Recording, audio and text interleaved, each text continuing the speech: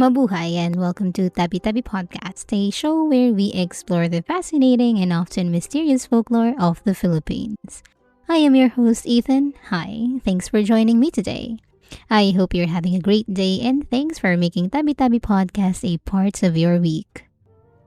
For today's episode, though, we are going to talk about one of the most famous creatures in Philippine folklore. So, settle in, my dear listeners, and let's begin. Tikbalang.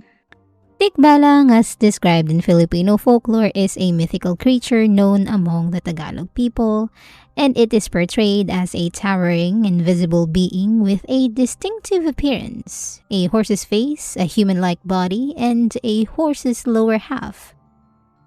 This creature's formidable and eerie presence surpasses that of an ordinary horse, reaching heights as tall as 5 towering coconut trees. The origins of the Tikbalang can be traced back 4,000 years ago, with its roots intertwined with Hinduism, which gradually evolved into the mysterious half-horse creature known today.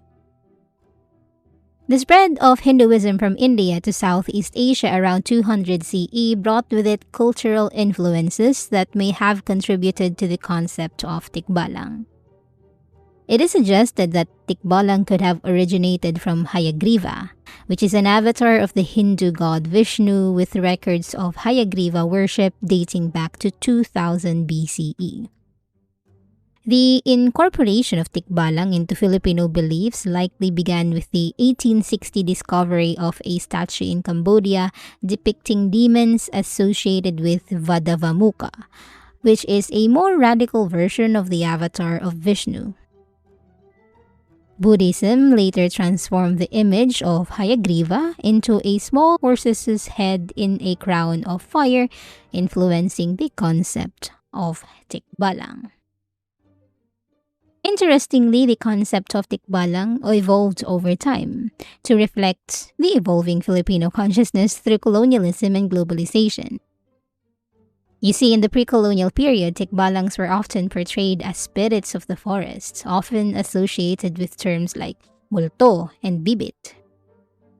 Early Spanish dictionaries described them as phantoms of the mountains or phantoms of the wild, linking them to nature spirits. In historical dictionaries like San Buenaventura's 1613 vocabulario, they were likened to creatures such as tiyanaks, satyrs, gnomes, or goblins.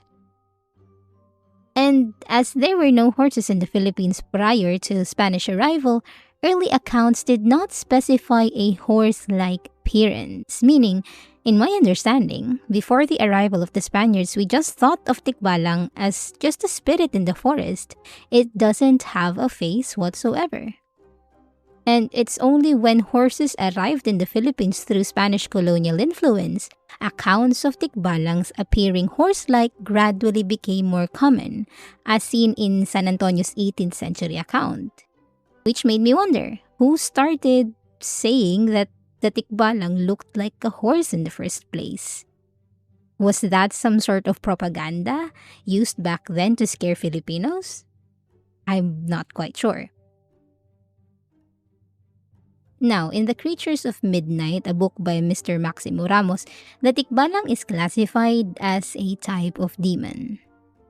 Now, that sounds a bit odd, right? Because when we hear the word demon, we immediately think of creatures with horns, the devils, and such. Based on the book, the description of demons are large and fearsome beings, often depicted with burning jewels that never extinguish and a penchant for smoking cigars, albeit with an aversion to fire. And these demons apparently possess the ability to change their size, morphing from massive to minuscule forms. They can transform into various animals like carabaos without horns, horses, pigs, dogs, cats, and roosters, or even manifest as a ball of fire. Their appearance are known to be erratic, with some even lacking heads, pointed ears, or horns. Encounters with these demons can have unsettling effects, causing fear-stricken individuals to experience bouts of insanity. And if you're quite familiar with the Tikbalang, you can see the reason why it is under the category of demons. It is big. It is a fearsome being. It does have a jewel in some description, And it is said to have an unsettling effect on people when you meet it for the first time. But you tell me at the end of the episode if the Tikbalang really fits in the demon category. Moving forward, the Tikbalangs are frequently said to reside in remote, dimly lit, and densely vegetated locals. Legends tell of their homes hidden beneath bridges, nestled with bamboo thickets, lurking in banana groves, or perched atop kalumpang or balete trees. One intriguing aspect of the Tikbalang is its peculiar fondness for tobacco. It's frequently depicted smoking copious amounts of tobacco while perched on a tree branch, which kinda reminds me of the kapre. This entity or this tikbalang appear to take pleasure in toying with travelers, like I mentioned before, using their shape-shifting abilities to imitate and interact with humans because, yes, they can imitate other human beings. They can walk and converse with their unsuspecting victims using their human form, leading them astray in the wilderness, blurring the line between tikbalang and a genuine human encounters. They are adept impersonators. So you never really know if you're encountering a real human when you're in the forest or if it's just a tikbalang in disguise. And more often than not, the tikbalang employs a cunning strategy by assuming the guise of a familiar friend or relative who might plausibly be in the vicinity at the time of the encounter. So for example, if you go out to the woods with your friend and your friend somehow managed to move far away from you, these tikbalang would use that opportunity to disguise themselves as your friend who's far away from you at the moment and then lure you basically into their lair. And this clever deception allows it to gain the trust of its victim, which is you in this case, and luring you off course to a remote location, like what I said. Victims may catch a distinct whiff of tobacco before the tikbalang unveils its true form, before it transforms into this monster shape. Those unfortunate enough to cross paths with a tikbalang often find themselves wandering into nearby villages or town, their speech rendered incoherent by the eerie encounter. And attempts to aid these people who encountered the tikbalang or still under the tikbalang spell often result into harrowing accounts of being forcibly pushed, knocked to the ground, and subjected to repeated assaults as the tikbalang torments them. All the while, it leaves behind chilling and mocking laughter. And eventually, when the victim succumbs or ceases to resist the tikbalang's torment, the creature departs, leaving them alone but deeply shaken by the entire encounter. So when you think about it, they're kind of like big bullies. Now, the tales that I mentioned a while ago, these tales, along with other stories of malevolent spirits, often serve as cautionary tales in Filipino culture, employed by parents to dissuade their children from venturing too far from home, particularly after dark. In local beliefs, tikbalangs are considered spectral entities with the ability to assume diverse forms, and intriguingly, they are believed to bestow gifts upon those they favor. Among the Tagalog people of Rizal province, tikbalangs are viewed as benevolent guardians of elemental realms. It is not uncommon to spot them standing watch at the base of towering trees, diligently safeguarding their territories from any potential threats or disturbances. It is also a widely held belief that if you detect the scent of tobacco smoke while in the company of someone familiar, it could be a tikbalang in disguise. So that's one way to find out if the person you encountered in the woods is a tikbalang or not. If they smell like tobacco, they must be a tikbalang. And one fascinating superstition, actually one of my favorite superstitions, is that when rain falls from a clear sky, it means that a tikbalang is getting married.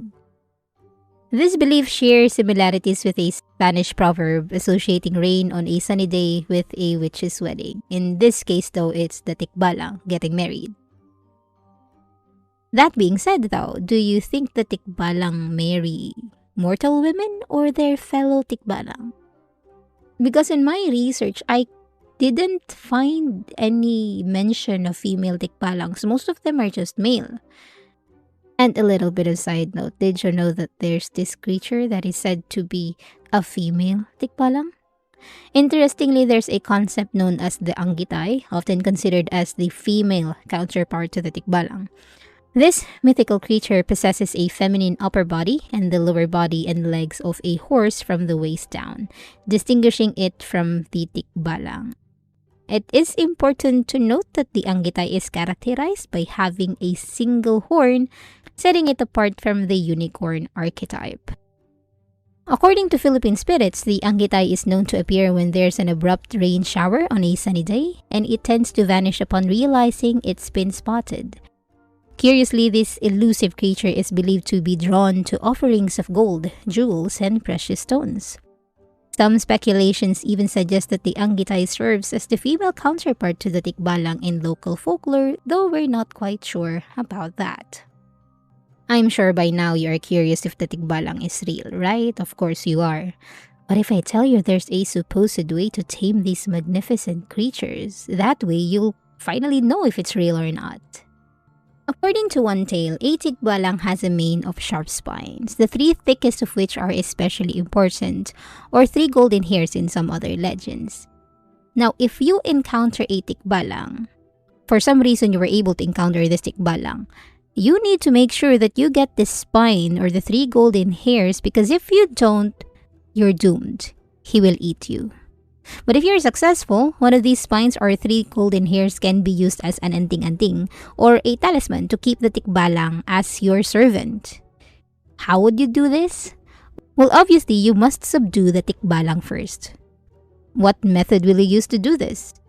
Well, listen carefully. You need to leap upon it and tie a carefully prepared cord around it. I don't know what kind of cord it is though, so I'm sorry. The would-be tamer, you, must then hold on while the monster kicks and prances frantically, because it will try its best to eject you. It doesn't want you on its back. It will do anything and everything in its power to just eject you. And you have to hold on to the reins until it exhausts itself and admits defeat. And once it admits defeat and you're able to get the three golden hairs, then you have a tikbalang servant now. And he will do whatever you want him to do. Serve you for the rest of your life. There is also one belief that Filipino elders have that the talisman or anting-anting from a tikbalang is thought to bring luck and ensure victory in gambling or cockfighting. It is believed to grant robustness and protection from gunshots, endowing the wearer with unique strengths. So maybe if you capture the tikbalang, you can also ask it for the said talisman. Win-win, right? You've heard a lot about the tikbalang. You want to visit the wood but you don't want to encounter them. So how would you protect yourself against a tikbalang? Well, protecting oneself from a tikbalang is a matter of adhering to local superstitions. While these beliefs may not have a tangible effect, they are observed out of tradition and respectful folklore, and I too observe them when I go into the woods. One of them is wearing your clothes inside out. Some believe that wearing your clothes inside out confuse or deter tikbalangs, making it harder for them to recognize and interact with you. Number 2.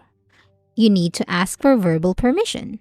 Before entering a forest or a unfamiliar area where tikbalangs are believed to dwell, it is common to ask for permission out loud. This verbal request is a sign of respect and serves as a way to avoid offending the tikbalang. Number 3. A stingray's tail. Carrying a stingray tail with you or hanging one near a suspected tikbalang territory is believed to make them leave the area. This is a protective measure based on local superstitions. Number 4. Salt and vinegar. Some people carry salt and vinegar with them while traveling in areas associated with tikbalangs. These substances are believed to have protective qualities against supernatural entities. And lastly, peel the banana. When eating a banana in the woods, some believe that peeling it from the bottom instead of the top can ward off tikbalang. This is based on the idea that tikbalangs like to mimic human actions, and peeling a banana from the bottom is considered unusual. And that is it for today's episode. Thank you so much for listening. I hope you enjoyed it and maybe learned something new. Don't forget to catch us again next Wednesday at 6 p.m. for more episodes. Again, this has been Ethan, and thanks for listening to Tabi-Tabi Podcast. Join me next time to discuss more Philippine creatures. Bye!